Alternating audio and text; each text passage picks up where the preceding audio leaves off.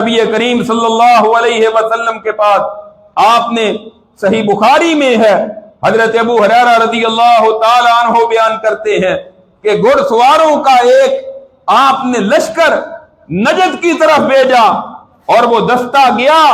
उन्होंने वहां बनु हनीफा का एक सरदार सुमामा बिन उसाल को गिरफ्तार किया और मस्जिद नबी में ले आए, मस्जिद नबी के पिलर के साथ बांध दिया, जो आपका बहुत बड़ा दुश्मन था। नबी करीम सल्लल्लाहु अलैहि वसल्लम तशरीफ लाए, आप फरमाते हैं माज़ा इंदका या सुमामा, सुमामा तेरे पास क्या है?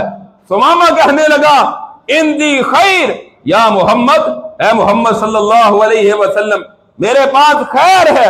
इन तक़तुलनी तक़तुल ज़ात मिन व इन तुनइम अला शाकिर व इन कुंता तुरीदुल माल फसल मिन्हु मा शेता।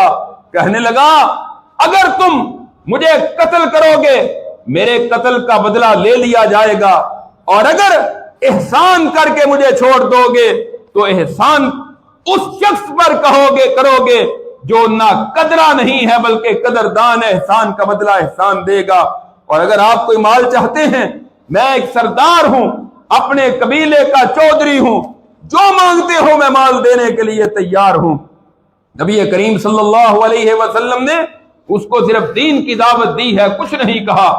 आपने उसको खाना खिलाने का, दूध पिलाने का हुक्म दिया कि इसकी खिदमत की जाए। आप तशरीफ ले गए।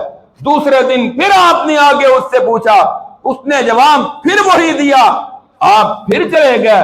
तीसरे दिन आपने आकर इससे फिर पूछा, इसका जवाब वही था।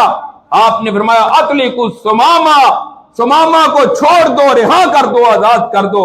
अब ये सुमामा निकला, मदीना से बाहर, मस्जिद नबी से बाहर निकलता है और एक बाग में गया, वहां जाकर गुस्ल किया और सोचने लगा कि वो सच्चा नबी है कि जिसने अपने दुश्मन को पकड़ा था लेकिन कुछ नहीं कहा, प्यार के साथ, हिकमत के साथ तौहीद की दावत देता रहा और दीन की तरफ बुलाता रहा।